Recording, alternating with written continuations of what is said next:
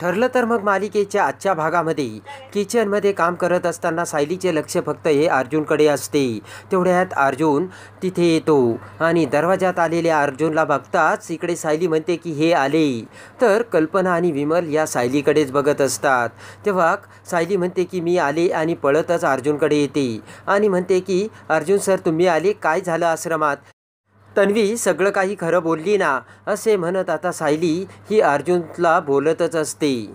अस्मिता म्हणते की अगं सायली जरा थांब, जरा त्याला पाणी वगैरे काही देशील की नाही? क्या आली आली झाली तुझी टेप रेकॉर्ड चालू? तर कल्पना म्हणते की अर्जुन आणि सायली तुम्ही जा तुमच्या रूममध्ये वरती, तेव्हा तुम्हाला निवांतपणे बोलता येईल.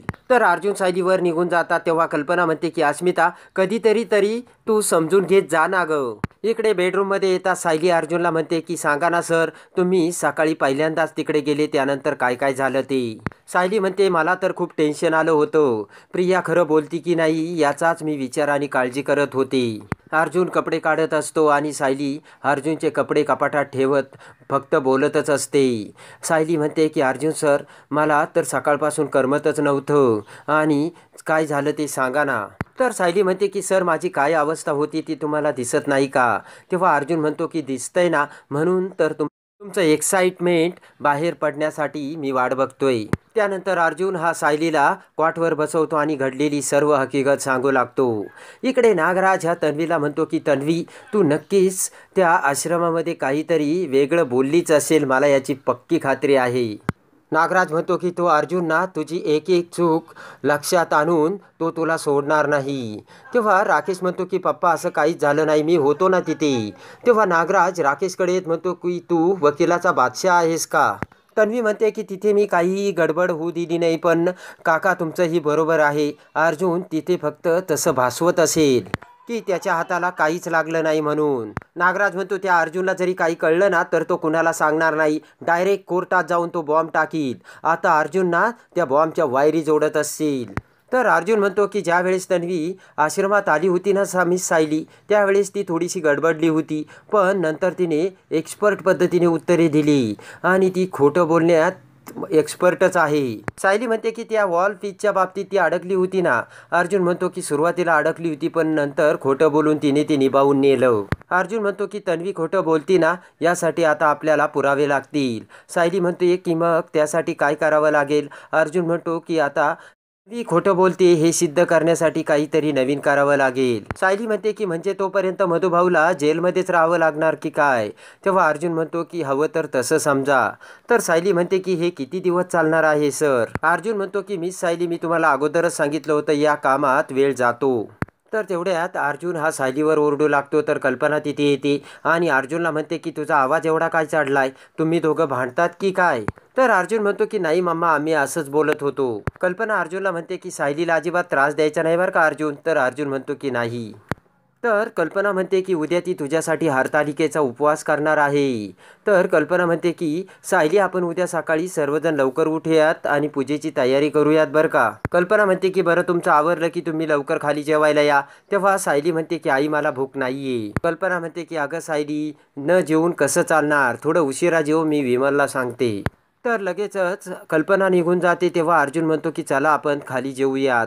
तर सायली म्हणते की मला भूक नाहीये. अर्जुन म्हणतो की असं कसं, उद्या तुम्ही उपवास धरणार आहे ना, मग आज तुम्हाला जेवायलाच हवं. तर रागाने सायली कपाटातून उश्या काढून बेडच्या मध्ये ठेवते आणि कंबल घेऊन झोपू लागते. अर्जुन म्हणतो की मी तुम्हाला सांगतोय, ऐकू नाही येत का तुम्हाला? चला बरं जेवून घ्या तुम्ही. तर अर्जुन म्हणतो की तुम्ही उपवास धरणार आहात ना. तेव्हा रागाने सायली ही अर्जुनवर ओरडत म्हणते की का करू मी तुमच्यासाठी उपवास, एक तर मी तुमच्यासाठी या घराच्या सर्व रीतीभाती पाळते. सायली म्हणते की आपण दोघं नवरा बायको आहोत हे खरं वाटण्यासाठी मी माझ्या पद्धतीने जमेल तेवढे प्रयत्न करते. सायली म्हणते की काय हो, हा करार आपल्या दोघांमध्ये आहे ना, मग तो करार पाळण्यासाठी तुम्ही स्वतः काय प्रयत्न करताय? सायली म्हणते की हे कॉन्ट्रॅक्ट करार आपल्या दोघांमध्ये आहे ना, मी 1 वर्ष तुमची खोटी बायको म्हणून या घरात राहायचं आणि मग तुम्ही मधुभाऊला सोडवायचं, असं करारात ठरलंय ना आपलं. सायली म्हणते की मग मी तुमची ते बायको होऊन ती वागत असताना तुम्ही मधुभाऊला का सोडू नये? तेव्हा आता अर्जुन विचार करतोय की मिस सायली खूप भडकल्यात. सायली म्हणते की मी इथे तुमची बायको म्हणून राहते आणि तिकडे मधुभाऊ जेलमध्ये अंधारात आहेत आणि तरीसुद्धा तुम्ही म्हणता मी तुमच्यासाठी उपवास करू का? तर लगेचच रागाने सायली ही झोपी जाते. तेव्हा अर्जुन हळूच सायलीकडे येत म्हणतो की तुम्ही खोटा तरी उपवास करताल ना? तर सायली म्हणते अजिबात नाही. त्यानंतर दुसऱ्या दिवशी सायली ही सकाळी लवकर उठून आंघोळ वगैरे करून बेडरूममध्ये येते. त्यानंतर सायली ही अर्जुनसोबत बोलत नसते, तर अर्जुन हळूच सायलीला कॉफी आणि कपडे द्या असे म्हणत असतो. तर काहीही न बोलता सायली फक्त तिचे आवरतच असते. त्यानंतर सायली ही तिचे ओले केस टॉवेलने पुसू लागते, तर अर्जुन हा प्रेमाने सायलीकडे बघू लागतो. त्यानंतर सायलीच्या केसातील पाणी अर्जुनच्या तोंडावर उडते. तेव्हा अर्जुनला खूप आनंद होतो आणि प्रेमाने अर्जुन हा सायलीकडे बघतच राहतो. त्यानंतर सायली तिचे आवरून अर्जुनसमोर येते, तर अर्जुन फक्त सायलीकडेच बघत असतो. तेव्हा टाळ्या वाजवून सायली अर्जुनला भानावर आणते आणि अर्जुनच्या हातातील टॉवेल घेत आतमध्ये जाऊ लागते. तर अर्जुन म्हणतो की ऐका ना, तुम्ही असं का वागताय? सायली दरवाजातून बाहेर जाऊ लागताच अर्जुन हा दरवाजात उभा राहत म्हणतो, तुम्ही आज उपवास करणार आहात ना? मी काल तुम्हाला म्हणालो होतो. तर सायली ही काहीही बोलत नसते.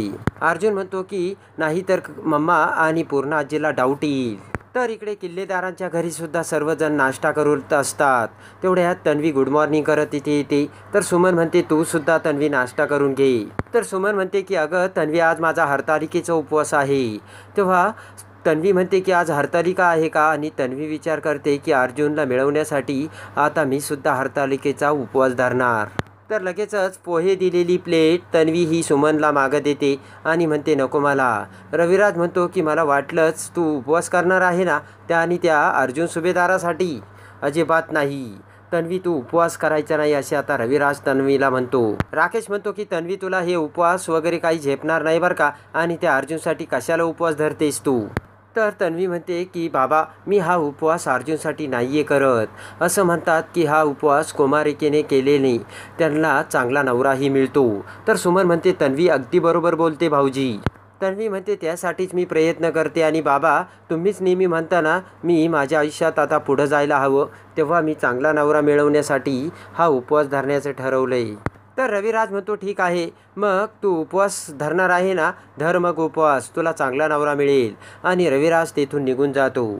तर इकडे कल्पना आणि सायली हरतालिकेची मोठी पूजेची तयारी करतात. त्यानंतर सायली ही विधीपूर्वक सर्व पूजा करते.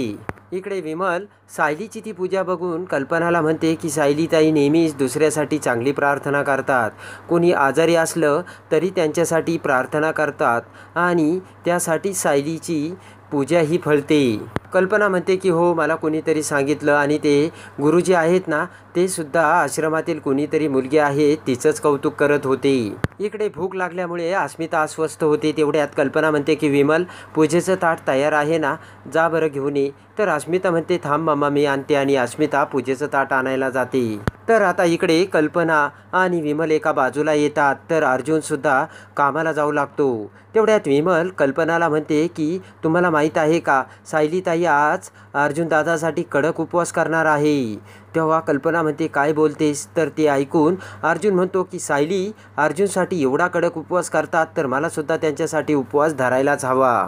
तर अर्जुन जाऊ लागतात. इकडे सर्वजण नाश्ता करायला बसलेले असतात. तेव्हा कल्पना अर्जुनला नाश्ता करायला बोलावते. तर अर्जुन म्हणतो की नाही, मला नाश्ता करायचा नाही, मी चाललो. आणि अर्जुन निघून जातो. तेव्हा आता सायलीसाठी अर्जुनने सुद्धा कडक उपवास धरलेला असतो. तर कसे वाटले अर्जुन सायलीचे प्रेम ते कमेंट्समध्ये नक्की कळवा. आणि ठरलं तर मग मालिकेच्या डेली अपडेटसाठी आपल्या चॅनलला लाईक करा, सबस्क्राईब करा.